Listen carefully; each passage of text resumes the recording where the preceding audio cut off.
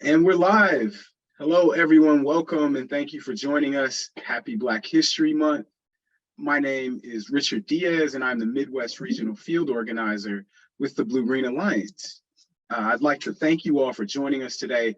We're so excited to be here with you all to talk about how we prepare our Wisconsin workforce for two very important pieces of federal legislation, the Inflation Reduction Act and the bipartisan infrastructure law, which together make a historic investment in fighting climate change, improving our nation's infrastructure, and revitalizing our nation's manufacturing and industrial sectors. Just a housekeeping note, we will be taking questions from the audience after our panel concludes via the Q&A function, which you can access at the bottom of your window. Now I'd like to kick it over to my co-host today, Ms. Yasmin Follincare with National Skills Coalition. Yasmin? Thanks, Richard. Good afternoon, everyone. My name is Yasmin Follincare, and I'm a Senior State Network Manager at the National Skills Coalition. We are a national advocacy organization dedicated to changing how America invests in its people. So we pursue state and federal policies to ensure that every worker and every business benefits from a strong and inclusive economy. Over the last 2 years, NSC, WRTP, and the Blue-Green Alliance have spent a lot of time educating federal leaders on the importance of investments in workforce development to support an inclusive economic recovery following the pandemic. These investments were especially critical as leaders committed to addressing our crumbling infrastructure and combating climate change. So I am very excited to share that the outcome of these advocacy efforts can be seen in the passing of the bipartisan infrastructure law and the Inflation Reduction Act, as Richard mentioned. Together, these pieces of legislation offer states billions of dollars to support climate action and create high-quality union jobs in the clean economy. For Wisconsin specifically, that's $4 billion to generate large-scale clean power, $2.4 billion to improve roads, bridges, public transport, ports, airports, and more, and $150 million to provide clean and safe water across the state. This once-in-a-generation investment has the ability to change the quality of jobs for millions of workers in the state, putting them on pathways to meaningful blue and green careers that provide family-sustaining wages. However, as of today, the state does not have the labor supply needed to act on these investments and complete these projects. So that's why we are here. This is our charge in this moment to meet this opportunity. We can and must do more to ensure that these federal investments are put towards skills training programs that will prepare Wisconsin's workforce to meet the labor demands needed to improve the state's clean energy, water, and transportation infrastructure. So today's discussion is going to focus on the potential impact of these federal investments on Wisconsin's workforce and how workforce development stakeholders like those on the panel can work together to maximize these funds for workers and communities. We'll also touch on best practices that must be followed to ensure equity and quality standards are applied to blue and green projects. And of course, the support still needed, including by those joining us today, to act on this opportunity. So to get started, I'm going to pass it back to Richard to kick off the conversation. Thank you, Yasmin. Yes, very strong words. Much is needed for us to capitalize on this investment. Now I'd like to take some time to introduce our panelists. And what I'll do is I will call on one of our panelists to share with the audience what your labor story is and also discuss some of the work your organization does in training and provide the success. Let's start with Chris Mambu Rasch. Hey, thanks for having me and welcome everyone. I'm Chris Mambu Rasch. I'm the Executive Director of Building Advantage, and we are a joint labor management council for the commercial construction industry. So I and our organization works for the general contractors, the subcontractors, that are signatory with the union building trades, and we work for the union trades and their members as well. So in terms of today's conversation in the workforce space, we really play a role as an intermediary, helping to promote and advocate for union construction trades. And we do that in a couple of ways. One, by spending marketing and other dollars promoting the industry and reaching out to youth to get them interested in union construction.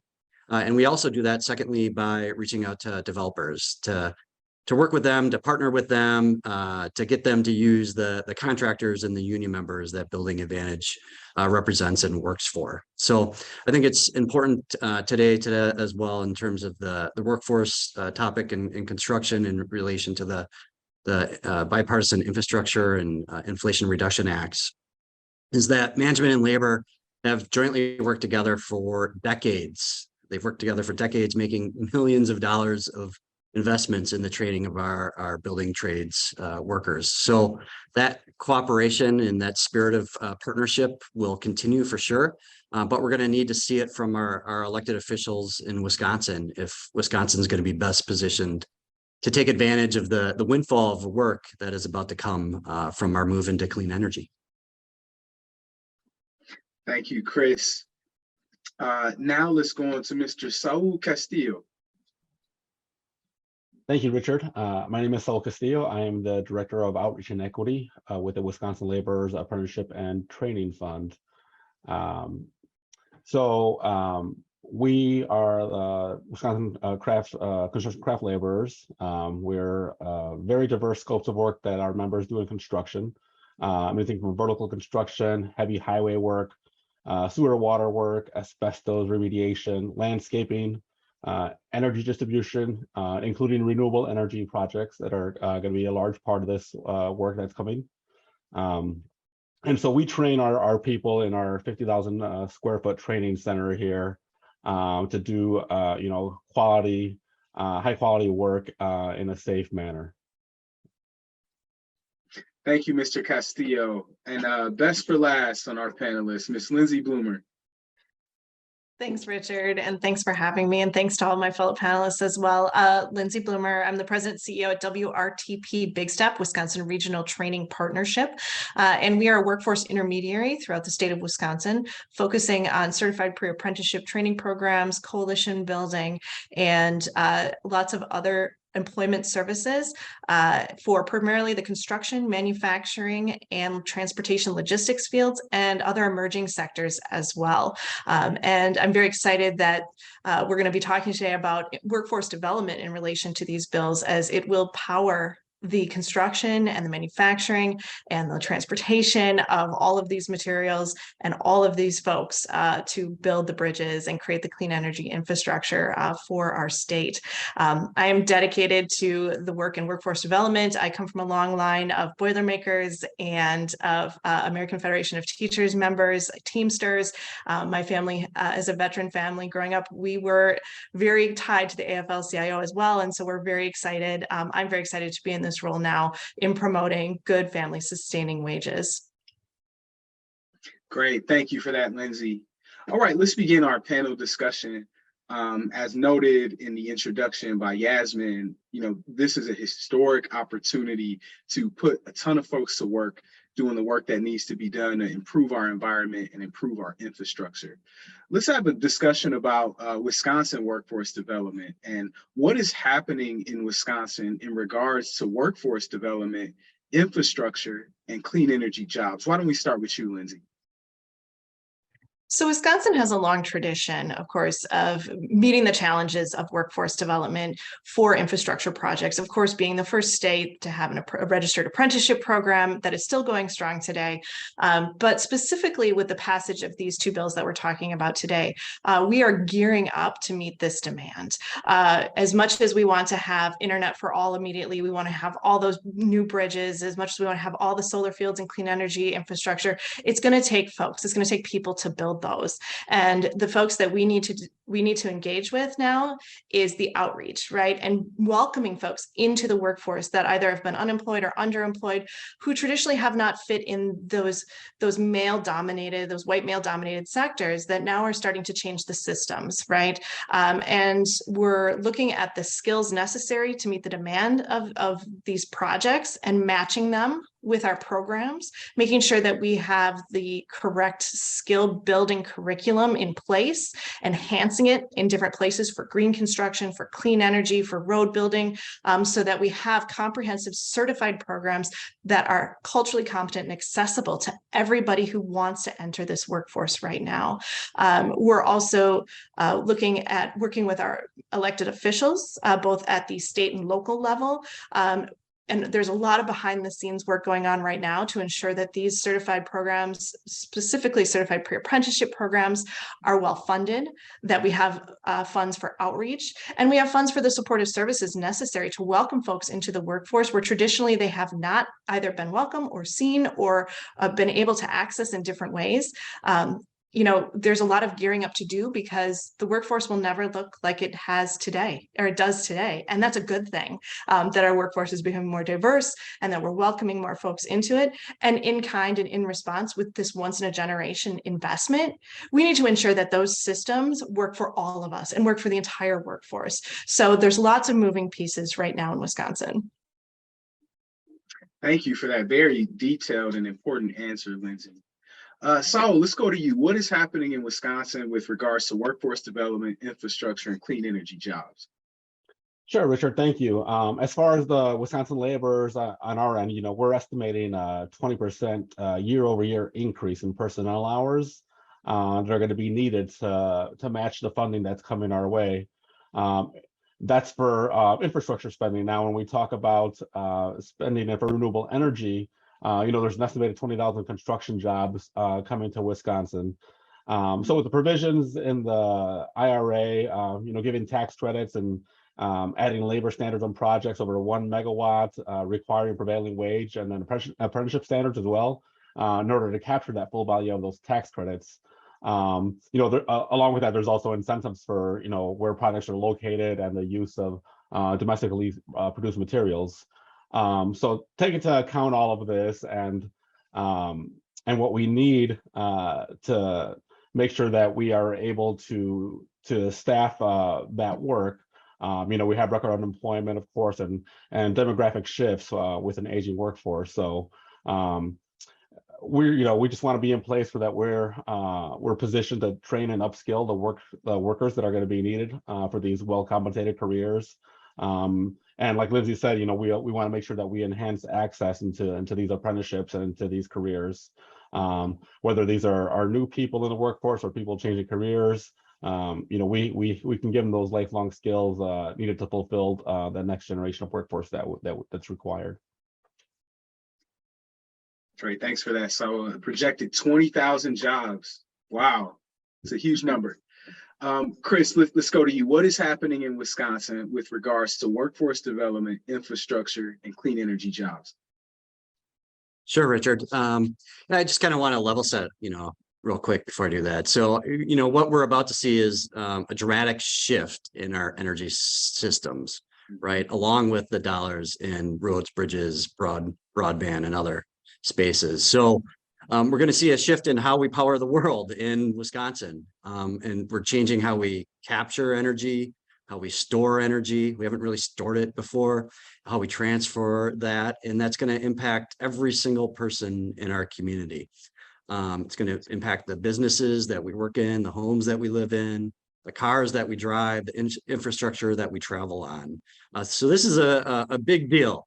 We need to make sure it's done in an equitable way, and we need to make sure that labor is well positioned to do the work, both from a workforce readiness perspective as well as from a policy perspective.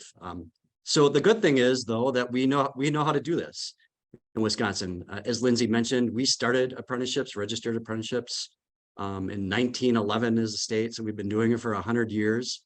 And we're kicking butt doing that, particularly recently. We had last year over 15,000 registered apprentices and a ton of careers, including construction.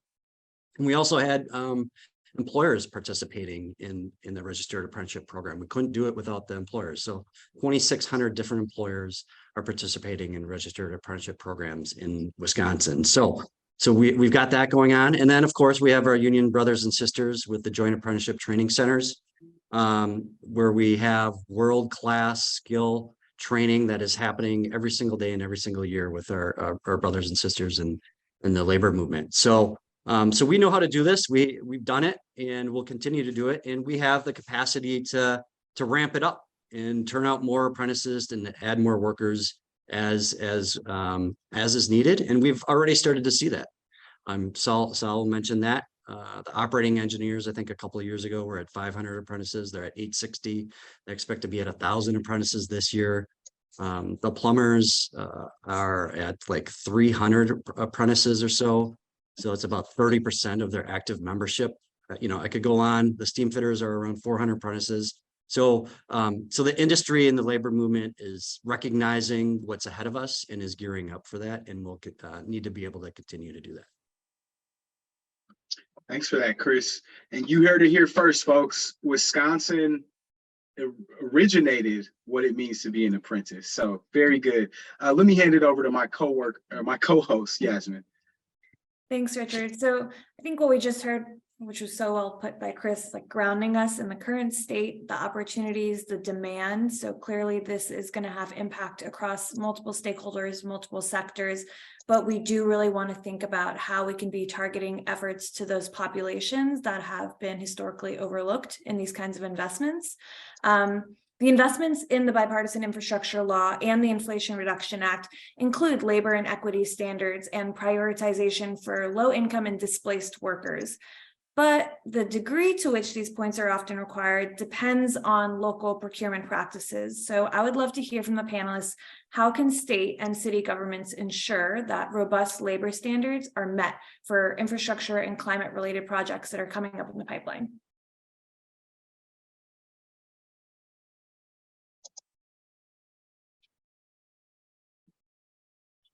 I'll call on someone, Lindsay.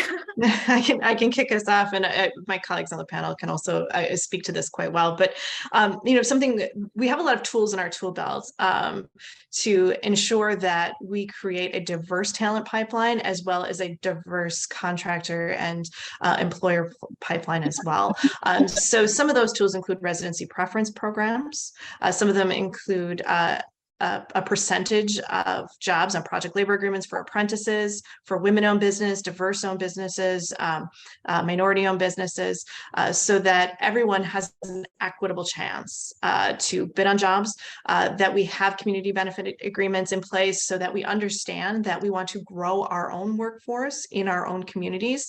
And this speaks to both urban and rural areas as well, that diversity can be defined as broadly in any community it matches, because we know, as our governor said, that what works for Superior doesn't always work for Milwaukee, doesn't always work for Beloit, doesn't always work for Marinette, right? And so we have to be cognizant of this fact that we are creating different agreements, programs, incentive programs, as well as preference programs that meet the demands and the needs of each community.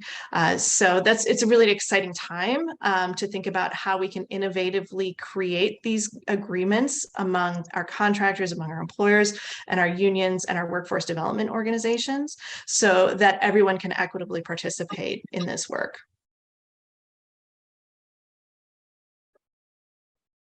I'll jump in next.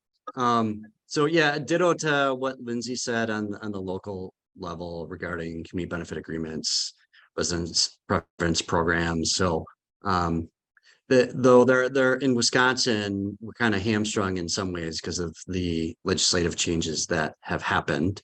And so I think the Congress recognized that there's a diverse community amongst states throughout the nation. And so thankfully, when they were putting together those laws, they included pretty amazing labor standards that are going to benefit us as an industry. So there's the Davis-Bacon and prevailing wage that's built in there. And also the qualified apprenticeship requirements for rolling out at 10%, then 12.5% and 15% for the percentage of qualified apprentice hours that need to be on a job that qualify for the tax credits. So arguably the bill,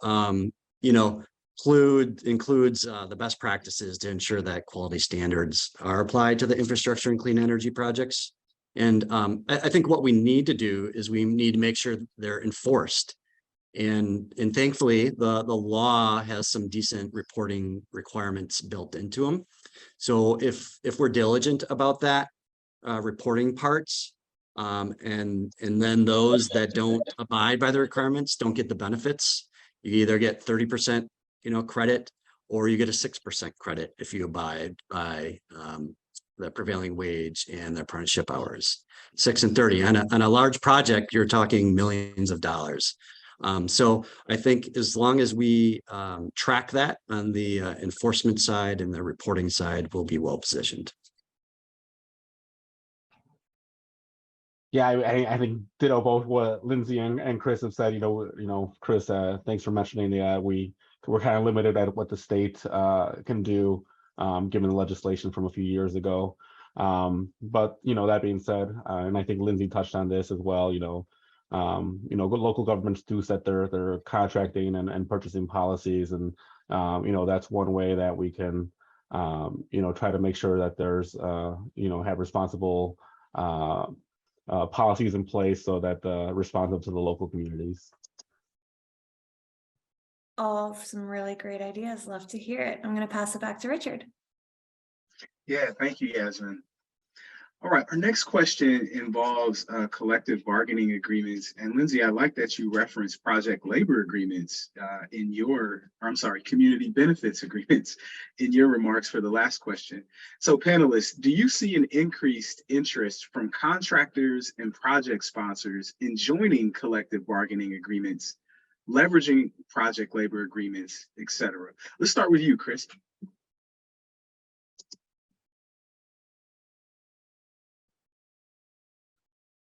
Sorry, I had to find my mute button there. So I'm not sure we're going to see new contractors decide to become signatory. That's kind of a yes/no decision. There isn't a lot of gray area in that kind of decision, but I do think we could see an increase in the amount of work for those who are signatory, the contractors that are signatory with the trades.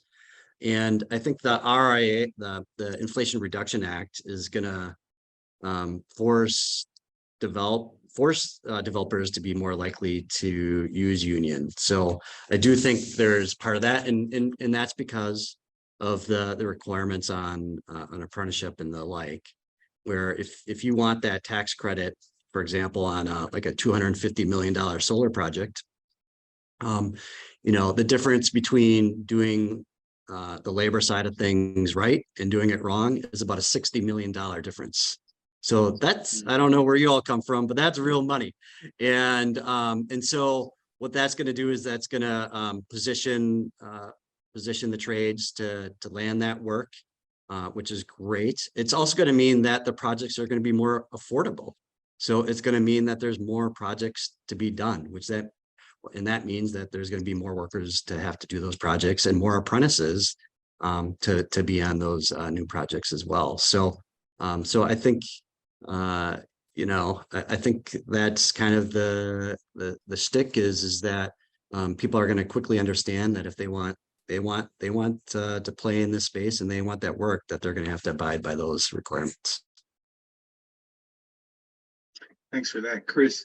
Let's go to you next, Saul. Do you see an increased interest from contractors and project sponsors in joining collective bargaining agreements or leveraging project labor agreements? So actually, so there's been a lot of discussion with contractors on federal and state funded projects. Wanted to learn more about our apprenticeship programs and how they might be able to participate. Also with some project developers and project owners on how might they meet those IRA requirements, really having a lot of those conversations on how they might meet those apprenticeship requirements that are embedded in the bill.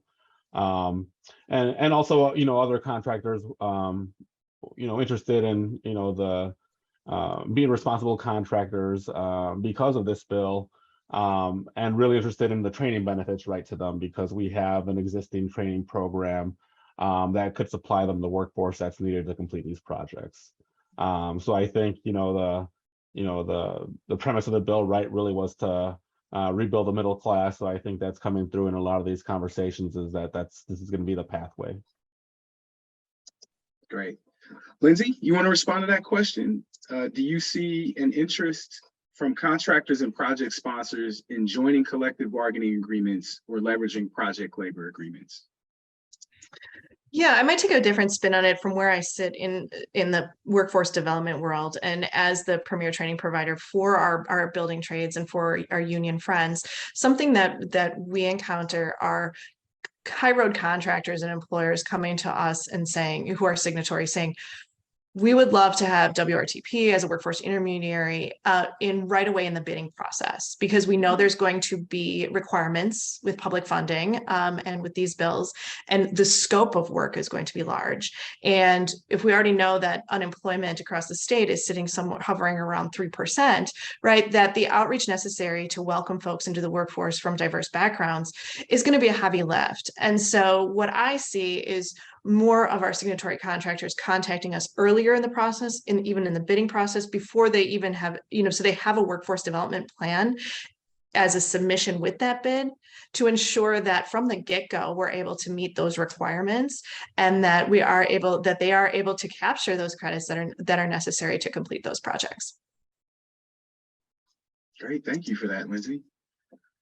Our next question involves state and local governments. So how can state and local governments work to help to build the pipeline for long-term careers in the trades, thinking about all the tools from pre-apprenticeship programs and registered apprenticeships and beyond? Let's start with you, Saul. Sure, thank you, Richard. So for one, I think the state, the Bureau of Apprenticeship Standards has done a good job of promoting and expanding apprenticeships. So I think continuing to offer incentives for hiring apprentices and creating those pathways into registered apprenticeship through youth apprenticeship and pre-apprenticeship programs are good actions to start building that pipeline of talent. So this takes a lot of coordination, of course, between Bureau of Apprenticeship Standards, Department of Public Instruction, and local workforce partners to promote and implement those opportunities. So the more we can keep on this track and keep expanding, the better prepared we'll be for this influx of funding.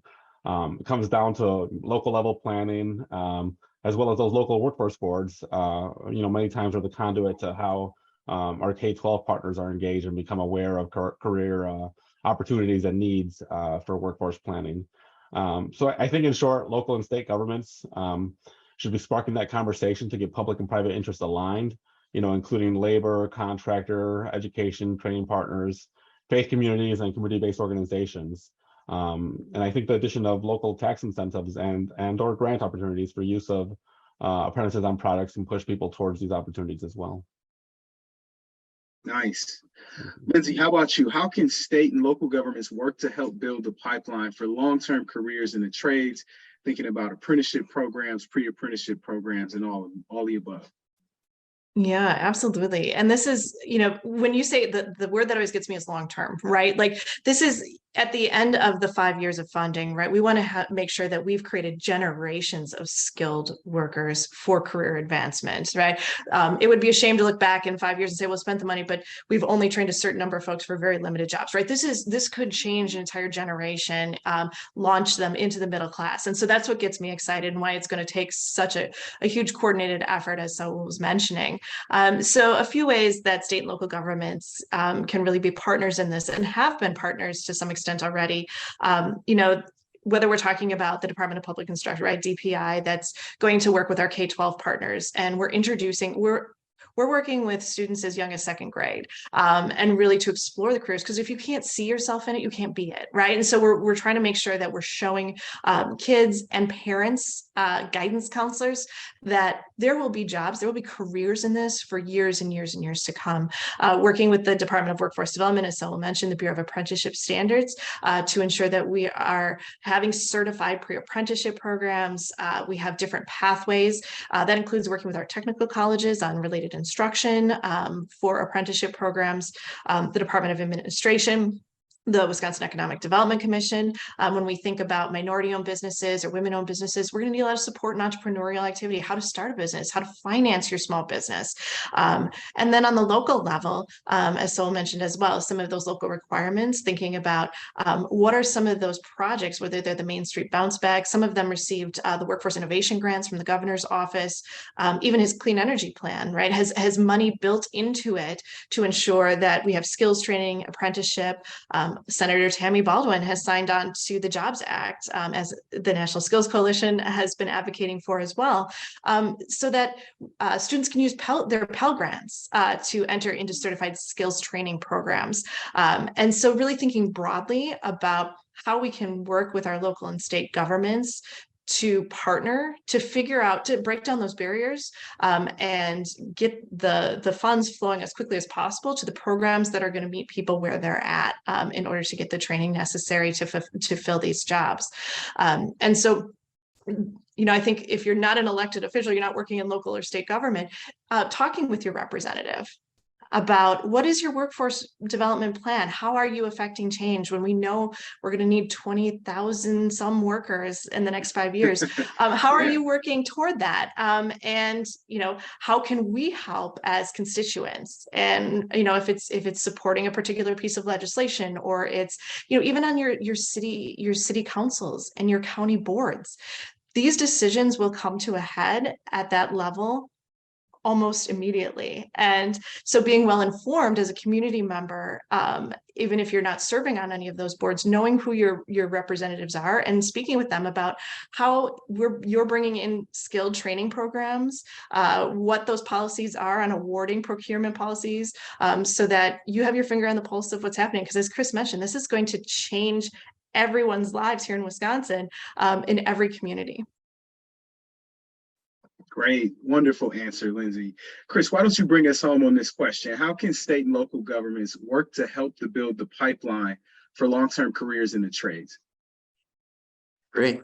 Yeah, well, there's a lot that the Bipartisan Infrastructure Law and the Inflation Reduction Act do, but we need the state and local governments to be a partner, and to help us take advantage of this opportunity, of this once in a generation opportunity that we fundamentally change how energy is again collected, stored, and transported. And we in the state, frankly, in the past have not fully embraced that. We haven't fully embraced clean energy, and it's cost us, and it's cost us our position. And so I don't want us to be in 10 years known as the state that, like Wyoming, where they're thinking about making the sale of electric vehicles illegal. Or I don't want to be known as the backwater state where, there's no paved roads, right? Or there's no utilities or broadband. We want to be the state that is leading in the green energy transformation. And that's going to position us tremendously in manufacturing and construction and other industries. So we need the state to be a real partner, because we've lost ground to Iowa. That's a conservative state in wind. We can do that. Solar in Illinois, right? They're other Midwest, same political, like different political states are kicking our tail in the renewable energy space because they understand it. So we need to catch up. And I think part of that is happening. So there is some good and hope out of that. But in terms of what we're going to need is we're going to need, money. We're going to need we're going to need workforce investment dollars. And so I was thrilled to see Governor Evers in the State of the State address a week or so ago include $190 million for workforce investment. 10 million of that was for new clean energy jobs. So we're gonna need that to help upskill and train folks and to get them in the pipeline. So we're going to need that. And then I had one other point I think that I'm forgetting. Oh, we need a plan. We need a plan, right? We need a clean energy plan. You can't just be everyone kind of being a mercenary and going out there by themselves and not moving in coordination. We need to do that in a smart and systematic way.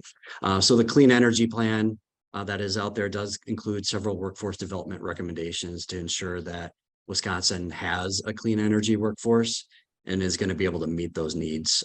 So it includes apprenticeship, renewable energy tracks. It talks about investments in the technical college to develop pathways. So we're going to need that investment from the state, and I hope that'll be a bipartisan support. Wonderful. Great responses to that question, everyone. I'm going to hand it back over to Yasmin. Thanks, Richard. So one of the things I want to bring up briefly is Justice 40, which is a new initiative from the federal government President Biden established this initiative to ensure that new state policies help to dismantle structural racism and target federal resources to the workers and communities that need them most. The program requires 40% of the benefits from federal investments for climate and clean energy target disadvantaged communities. So this could include setting funding aside, funding prioritizations, more general guidance that instructs agencies to maximize the benefits. And if properly implemented, it really should be advancing these objectives that we've just talked about, right, and targeting these populations. It also includes prioritization and targeting of resources to environmental justice communities or those communities impacted by energy transition, like those where coal-fired power plants or coal mines have closed. So my question for the panelists is, as we're thinking about these incoming federal funds and the Justice 40 initiative in Wisconsin, where do you see the opportunity to expand the reach of infrastructure and clean energy trades to underrepresented communities? And so I'll start with you. Sure. Thank you, Yasmin. We really stress the importance of higher local policies. And we really want to be reflecting the demographics of the communities that we work in. And so having said that, there's a lot of opportunity that exists in the expansion of trades into underrepresented communities. We can look at our numbers and we know that just by looking at the numbers and where we're at. So we've already been focused on engaging more closely with underrepresented communities. And I think the provisions of the J40 and language in the IRA that ensure investment in our underserved rural, urban, and tribal communities that have been affected by decades of economic neglect really will push that investment to areas where it's most needed.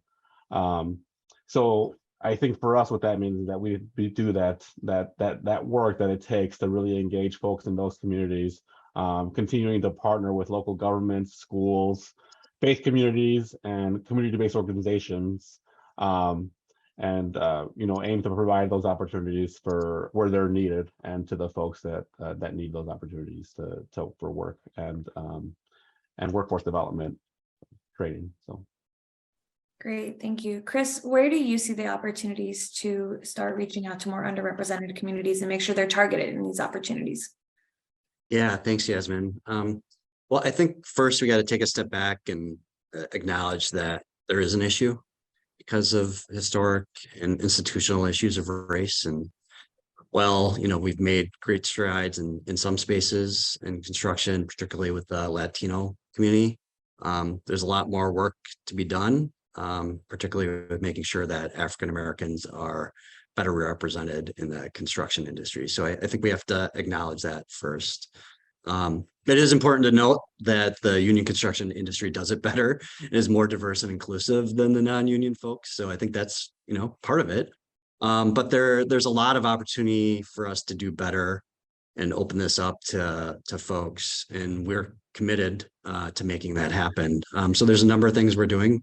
One is the investment in Big Step, hundreds of thousands, millions of dollars over the years are invested in Big Step to make sure that we have a diverse, qualified workforce that's entering into the building trade. So continuing to support them and hopefully increase that funding as we move forward. I would also say working to get inclusion plans from developers is one way. So the residential preference program has been talked about, but that only includes when there's city financing that's part of it.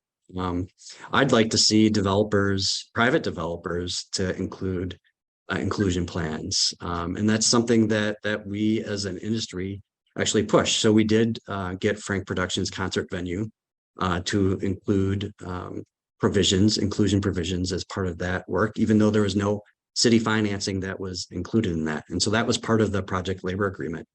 The NM Tower, the Northwestern Mutual Tower, there will be city financing, but we're looking to have inclusion parts as part of those projects. And I'm looking for other developers to do that as well, because I think they have a lot of power in helping move the needle in this space, because they help control the financing. And so if we have some committed developers to work with us, I think we would gladly see that and work with them to do that.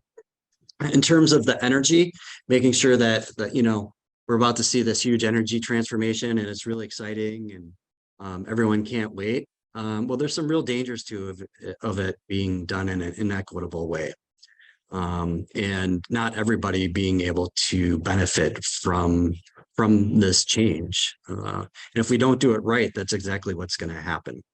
And so, I certainly worry about that, because not everyone can afford to spend tens of thousands of dollars in putting solar or, hydro, or investing it in a new house, with the heat pump or any of those types of technologies. It takes capital to do that. So I think I've been thinking about this. I think, one of the most efficient and equitable ways to do it is to make sure that the utilities are playing a large role in that space and doing the solar farms, because that's going to benefit everyone and not just some people. So those are the type of things at the macro level I think that we can do is making sure that we, from a regulatory standpoint, are working with the utilities to make sure that they can do this as quickly as possible. So this new energy revolution benefits everybody. Thank you. That was great. Lindsay, do you have anything to add? I do. Yeah, I agree with Saul and Chris, of course, in everything they say. And I think from being on the workforce development side and working day in and day out to ensure that we do have representation from our traditionally disenfranchised communities and from women as well. When we talk about J40, I have to smirk a bit because WRTP Big Step has been in existence for over 40 years. And I thought it was meant for us, right? That, as Chris mentioned, we've been invested in by these union partners, and by our signatory contractors, that this is vitally important to diversify the industry. And the results speak for themselves. The North American Building Trades Unions, NAB2, just released a report late last year that indicated that, in fact, yes, union trades and signatory contractors are more diverse overall. We can do better. And something that I speak about when we think about workforce development, and I kind of mentioned this at the top of our panel, that we want those shiny new bridges, and of course we want all of our lead laterals replaced, and we want clean energy right away, and we want broadband and internet for all. All of those things don't happen without people doing that work, without digging the trenches, without implementing the solar panels, without replacing the actual pipes, right? This all has to be done by people. This cannot be done by robots or machines, right? This all has to be done by our own workforce. And when we think about the traditional systems that were put in place that have these veins of historic racism and sexism, it takes a lot of capital and resources to help people access those systems, to dismantle them, to work through them, to reinvent them, and then help folks access them. And so, these bills both have very large investments in workforce, and that's what we're here talking about today, is that actual workforce component, because it is not inexpensive to do because of the existing structures, not because of the people themselves. People have a lot of assets and they bring a lot of skills to our training programs. It's because the systems we have created have traditionally kept a large majority of people out of them. And that's where we need more investment, to dismantle and reinvent those systems so that we can train folks to enter into them. And when I think about we think about COVID saw folks, and disproportionately people of color and women, drop out of the workforce for a myriad of reasons: illness, childcare, transportation, and we're still recovering from that. So, layer that the pandemic on top of employment right now hovering at 3%, and now this big investment where we're going to need tens of thousands of workers. We need to hurry up and dismantle those systems as quickly as possible so that people can access them right away. And that takes the time and it takes the resources necessary to do it. And I was speaking the other day about our graduates at WRTP Big Step and their certified pre-apprenticeship programs, that I guarantee that these folks are safe, skilled, trained, diverse, and ready to go. They are job site ready. And that is not something, we don't charge anything to participants, because we want people to have access, but on the back end to provide the multi-craft core curriculum that is backed by NAB2, that is shown to be an equitable curriculum and program, it takes resources, it takes people, it takes mentorship, it takes tutoring, it takes career guidance, it takes all of these skills. People have to say soft skills. They're essential skills to enter the workforce, and they're essential skills to enter the workforce and then progress through it as well, and the resilience necessary. We always say we see folks come back 2, 5, 10, 20 years and ask questions, and that's what we want, right? We develop that relationship because it helps retain folks in the workforce as well.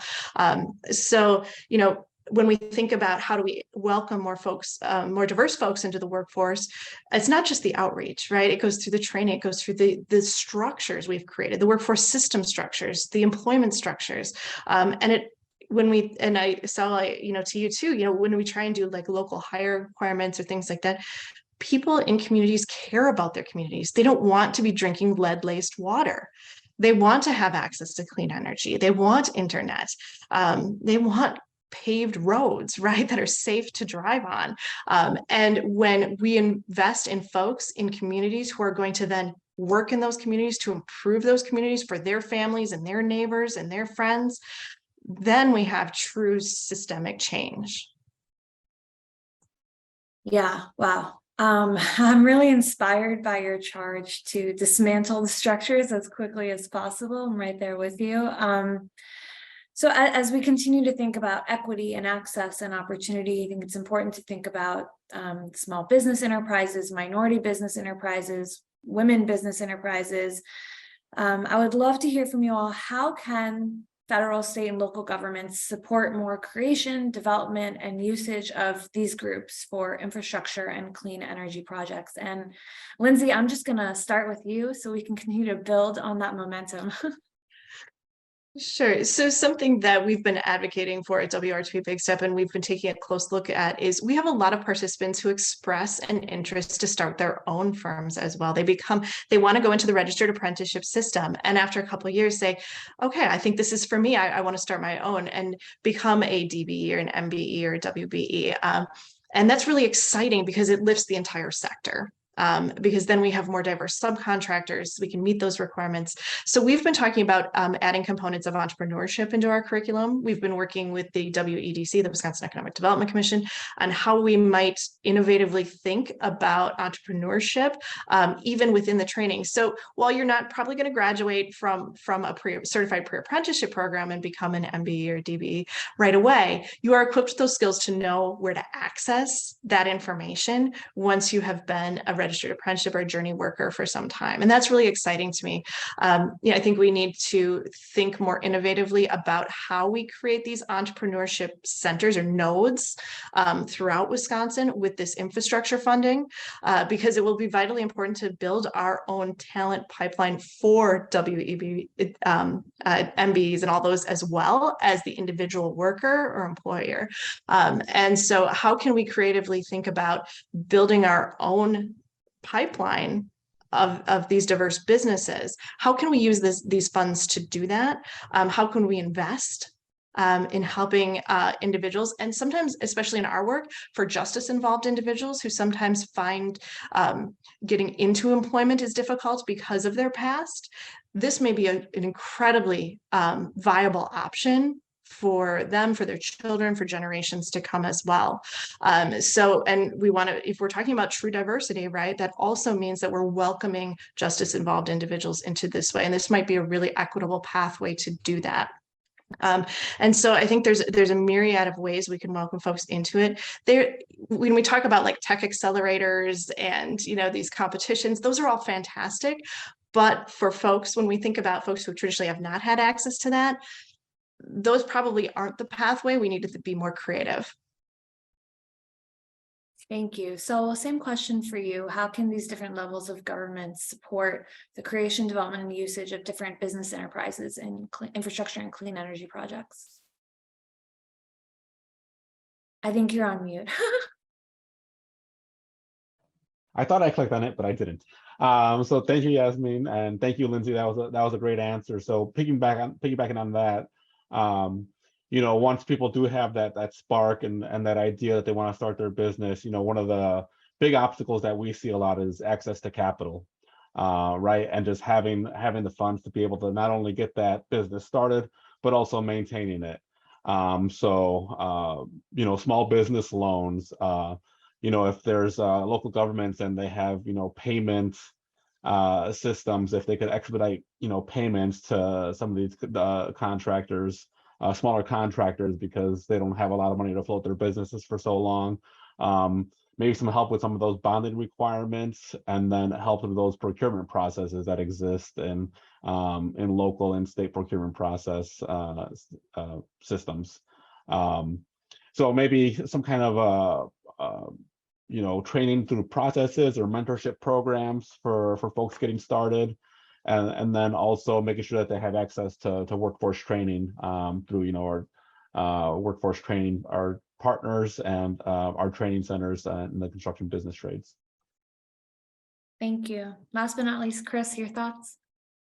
Sure. Yeah, I don't have too much to add. I mean, echo what Lindsay and Saul said. So I think it starts with local levels of government requiring it, having a percentage of construction and professional services that SBE participants will get. So starts with that and a requirement.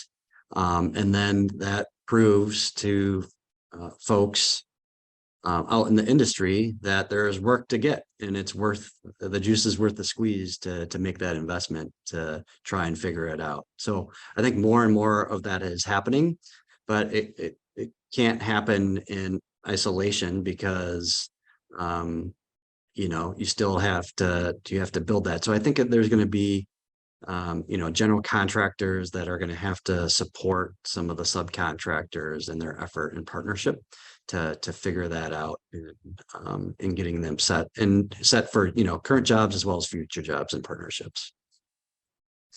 Thank you. I know we're getting close to time, so Richard, I will pass it to you to close us out. Thanks, Yasmin, and thanks again to our panelists for sticking with us.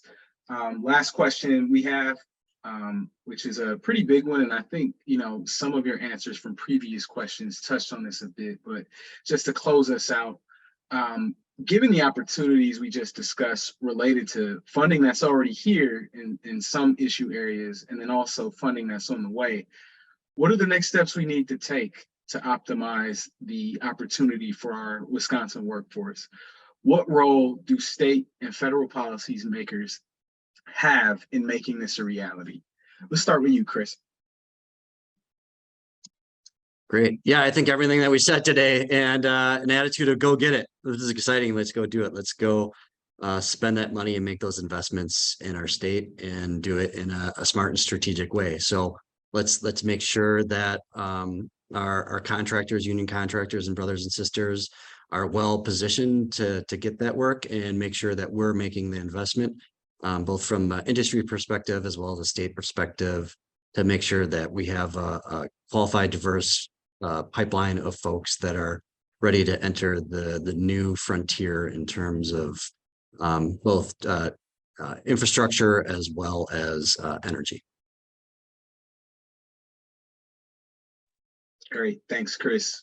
Saul? Yeah, basically echo. I mean, we've talked about it a lot already, but just making sure that we're all having the conversations, and we all partners are on board and represented.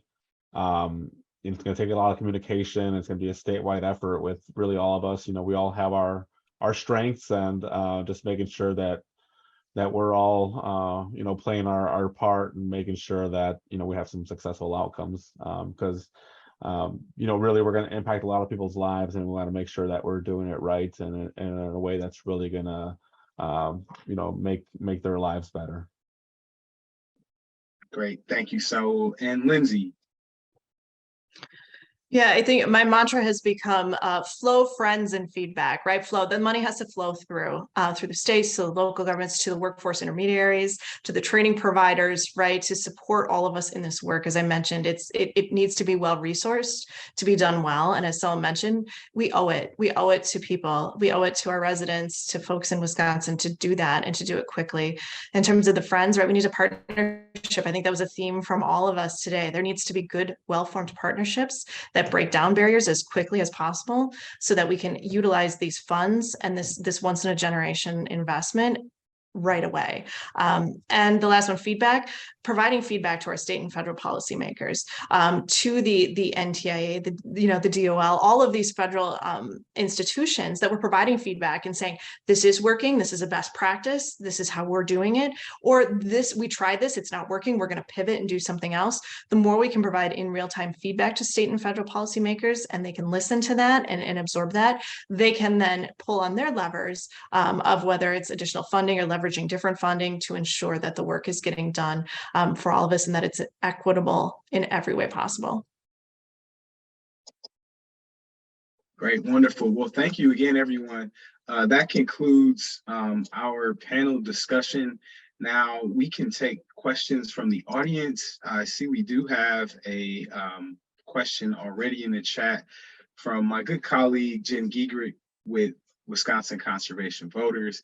Her question to the panel was, what does a community development agreement include? Who does it actually apply to? Let's start with you, Chris.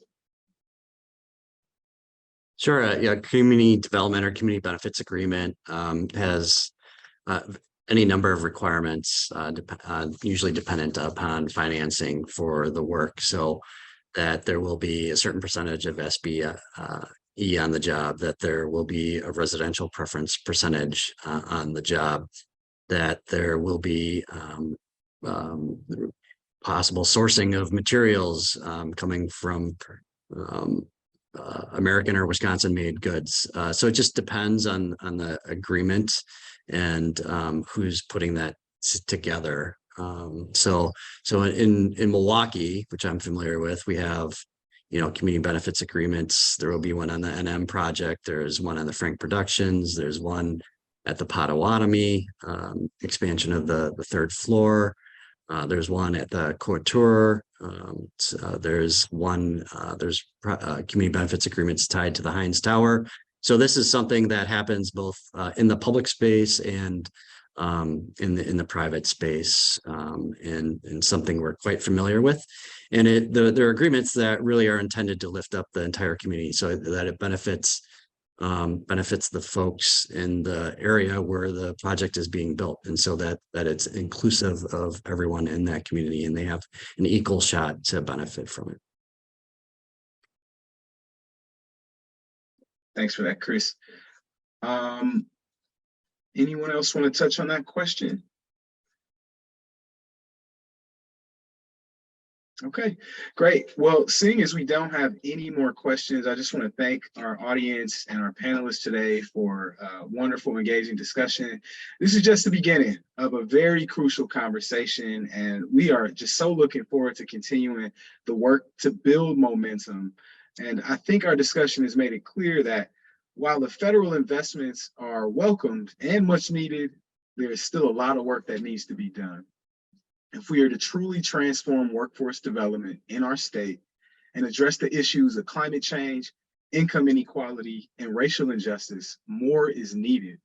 That's why it is so critical that stakeholders of different backgrounds work together to ensure that the federal dollars are being implemented with high-road labor standards to improve our environment and create upward mobility opportunities for workers and communities. Thank you, everyone.